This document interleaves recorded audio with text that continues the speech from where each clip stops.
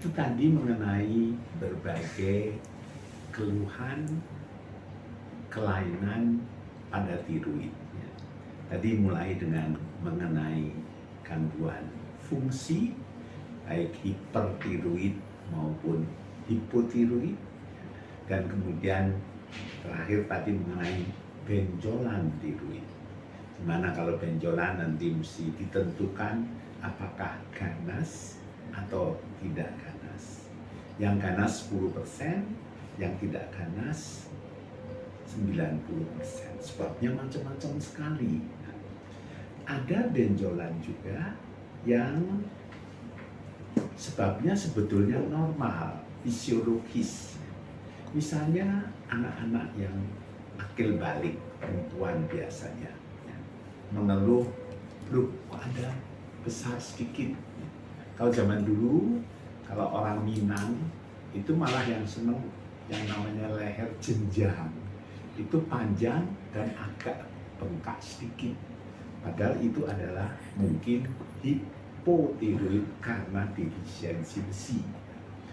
Kalau anak akil balik, dia berkembang, maka kebutuhan akan hormon tiroid berlebih. Jadi kalau masukan iodinnya kurang, maka terjadi hipotiroid. Kalau cuma sedikit ya itu tadi, jenjang lehernya bengkak sedikit, ya nggak apa-apa. Masukan tiroid, masukan hormon, masukan iodin harus lebih banyak. Atau sementara diberikan iodin, diberikan hormon tiroid, maka akan mengecil normal lagi. Yang kedua, hal yang serupa pada orang hamil. Orang hamil itu kebutuhan iodinnya 2 kali lipat untuk ibu dan untuk anaknya. Nah, kalau masukan iodinnya kurang, maka si ibu akan berusaha mencukupi supaya anaknya cukup iodin. Dia menjadi kerja lebih keras, membesar. Biasanya diketahuinya setelah selesai hamil. Lu kok lehernya membesar? Salah mengejen, padahal bukan itu. Kalau misalnya orang hamil, kecukupan iodin harus cukup. Kalau diukur dengan TSH, TSH-nya harus di bawah 2,5, jadi harus cukup. Bukan 5, tetapi harus di bawah 2,5. Untuk menjamin supaya si anak kecukupan iodinnya. Karena anak waktu masih kecil, masih di bawah 20 bulan, di bawah 16 bulan, itu belum bisa bikin sendiri. Dia bergantung pada masukan ibunya. Karena itu masukan ibu hamil untuk pembuat hormon tiroid harus normal.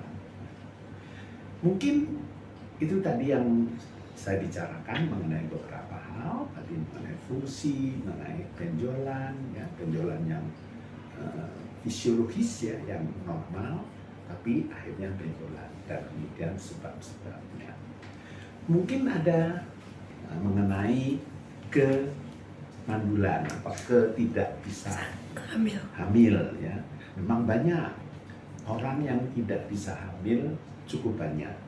Ada berobat ke klinik infertilitas ya.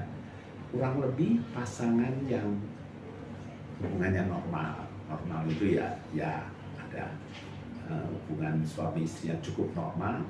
Setahun setelah menikah 90% sudah menjadi hamil. Jadi kalau setahun sudah menikah, hubungan teratur, belum hamil, mesti dicari penyebabnya. Sekarang klinik infertilitas banyak pemeriksaan macam-macam mengenai kelainan kandungannya banyak. Tapi salah satu penyebab susah hamil adalah kelainan gondok. Baik hipertiroid maupun hipotiroid itu susah menyebabkan kehamilan. Kalau hipertiroid, ya walaupun dikerjain sering-sering, susah hamil. Kalau toh jadi hamil, gugur. Kalau toh jadi janinnya membesar, biasanya menjadi cepat prematur keluar dan perkembangannya tidak baik, berat badannya turun dan sebagainya. Demikian juga kalau hipotiroid menjadi susah hamil. Karena itu kalau ke klinik infertilitas, kita harus yakinkan bahwa TSH-nya atau fungsi tiroidnya normal. Kalau belum normal, perbaiki dulu. Baik hiper maupun hipo harus sampai normal. FT4-nya maupun TSH-nya. Bahkan untuk TSH, karena tadi untuk hamil harus memenuhi kebutuhan anak, TSH-nya bukan hanya normal, TSH-nya harus di bawah 2,5 mikrogram per desiliter. Itu kaitannya dengan kehamilan, sulit hamil, dan kemudian pengobatannya bagaimana. Kalau sudah normal, baru dilanjutkan dengan pengobatan mengenai kehamilan. Nah, yang sering juga ditanyakan mengenai makanan. Makanan itu kan apa sih makanan yang tidak boleh, selalu begitu ya. Pada prinsipnya, baik untuk hiper maupun hipo, berbagai macam makanan boleh, nggak apa-apa ya. Untuk yang hipertiroid ya, karena kita tahu bahwa pembentukan hormon tiroid itu perlu yodium, karena itu kalau kekurangan yodium harus ditambah ya. Tapi tidak sampai kalau hipertiroid nggak boleh makan makanan laut, enggak ya. Asal tidak berlebihan, tentu yodiumnya tidak akan berlebihan ya. Dan obat-obat yang diberikan untuk hipertiroid itu kerjanya adalah menghambat pembentukan hormon. Jadi walaupun masukan yodiumnya agak berlebihan, karena tidak dibentuk menjadi hormon tiroid ya tidak apa-apa. Ada yang sering mengatakan nggak boleh susu kedelai, nggak boleh singkong, nggak boleh macam-macam ya. Makanan tersebut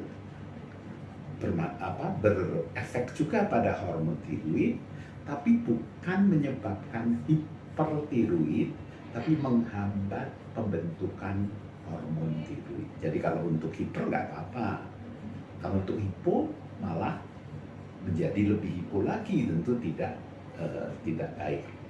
Tapi misalnya susu kedelai atau misalnya kedelai, tempe, lalu apalagi singkong ya, itu untuk berefek hipotiroid, untuk berefek menghambat pembentukan hormon tiroid, dosisnya mesti banyak. Ya kalau makan tempe cuma saben hari tempe, saben hari susu tidak berefek. Kecuali kalau mungkin makan susunya, makan kedelainya, tempenya sampai 1 truk begitu barangkali. Nah itu baru berefek. Itu mengenai makanan yang sering juga ditanyakan, karena orang kalau berobat misalnya apa sih yang dilarang makanan, nah, sama seperti kalau diabetes juga apa sih larangannya ya. Prinsipnya tidak ada larangan untuk penyakit-penyakit itu ya. Tentu apa-apa juga kalau berlebihan juga tidak baik, seperti misalnya orang Jepang, orang Korea ya, itu kan suka makan rumput laut ya, rumput laut kayak keripik dimakan banyak. Nah itu kalau kebanyakan tentu juga tidak baik. Tapi kalau hanya seperti biasa. Tadi dari yang awal kita bicarakan tiroid itu ada yang hipertiroid menjadi Graves disease, ada yang hipotiroid. Nah kalau Graves, kalau yang full blown itu dari jauh datang matanya melotot, gemeter, berat badan turun, tentu jelas ya. Tapi ada juga yang keluhannya katakanlah hanya berdebar saja, jadi tidak lengkap. Atau ada yang keluhannya, kok berdebar nih, padahal berdebar sebabnya banyak. Kemudian ada yang ini kok buang air besarnya susah atau mungkin sering ya, sebabnya banyak. Sehingga biasanya berobat misalnya berobat ke jantung dulu, sudah di endoskope, dari echo, apa macam-macam holter, tapi keluar normal. Hal-hal seperti itu, atau sudah di endoskopi karena diare dan sebagainya, sudah dilakukan pemeriksaan, ternyata sebabnya adalah hipertiroid. Ya. Jadi kalau keluhannya full blown tentu gampang, tapi untuk yang keluhannya tidak terlalu spesifik, diagnosisnya harus diperiksa dengan tadi hormon free T4, ya, hormon yang dibentuk oleh kelenjar tiroid dan pengaturnya. Ya. Tiroid itu membentuk hormon tiroid, diatur oleh kelenjar hipofisis yang ada di otak, yang membentuk hormon thyroid stimulating hormone. Jadi baik diagnosis hipertiroid ataupun hipotiroid itu memerlukan pemeriksaan kedua-duanya, FT4 dan PSA. Dan untuk yang masih katakanlah ringan gejalanya ataupun masih mendekati normal, ya, biasanya kita sebut subclinical hyperthyroidism atau subclinical hypothyroidism. Itu tentu diagnosisnya memerlukan pemeriksaan hormon FT4 dan PSA. Kadang-kadang ditambah pemeriksaan yang lain. Kalau sudah full blown, kalau hipotiroid misalnya sudah, orang sakitnya jadi gemuk, jadi malas gerak, jadi ya lemah pikir, ya kayak zombie gitu. Nah, tentu dengan pemeriksaan laboratorium biasa bisa terdiagnosis. Tapi untuk yang ringan-ringan, banyak yang untuk hipotiroid misalnya itu tidak terdiagnosis sampai tua, sampai meninggal. Padahal kalau didiagnosis ada itu diagnosis PA, diagnosis laboratorium, dia ada Hashimoto, ternyata ada, tapi keluhannya tidak ada. Banyak juga yang seperti itu. Ada lagi? Benjolan ada kondrok, sebabnya banyak. Saya katakan salah satu di antaranya adalah defisiensi yodium. Dari berbagai sebab hipotiroid, dari sebagai penyebab hipotiroid, benjolan tiroidnya, kurang lebih 10% sebabnya adalah keganasan. Sedangkan yang 90% sebabnya tidak ganas. Kita harus mengetahui mana-mana yang ganas. Karena kalau ganas, benjolannya ganas, maka harus dilakukan tindakan operasi. Dan kemudian setelah operasi tentu harus ditindaklanjuti supaya ganasnya tidak kambuh lagi. Yang 10% inilah yang mesti kita diagnosis. Bagaimana mendiagnosis keganasan atau tidak? Kita bisa melakukan tindakan biopsi jarum. Jadi dengan jarum kecil, diambil contoh dari benjolan tersebut dan diperiksakan ke laboratorium. Ganas atau tidak? Kalau ganas, anjuran lebih lanjut adalah operasi tiroid. Tapi kalau tidak ganas, ya tadi kalau sebabnya adalah defisiensi yodium, tentu ditambahkan yodium. Tapi kebanyakan sebabnya tidak tahu. Jadi kita biasanya observasi saja, apakah nggak ada apa-apa yang tidak membesar. Kalau membesar dan kemudian ada mengganggu, menekan, ganggu pernafasan, ganggu menelan, tentu walaupun tidak ganas, kita akan menganjurkan untuk operasi. Nah, kembali ke yang ganas tadi. Setelah ganas dioperasi, operasinya adalah operasi semua diambil supaya bersih. Nah, kalau semuanya diambil, maka orang tersebut harus minum obat hormon tiroid sebagai penggantinya. Harus terus-menerus seumur-umur minum obat hormon tiroid sambil dipantau apakah keganasannya kambuh lagi atau tidak. Umumnya tidak kambuh, ya. Kebanyakan keganasan tiroid ada slow growing, pelan-pelan.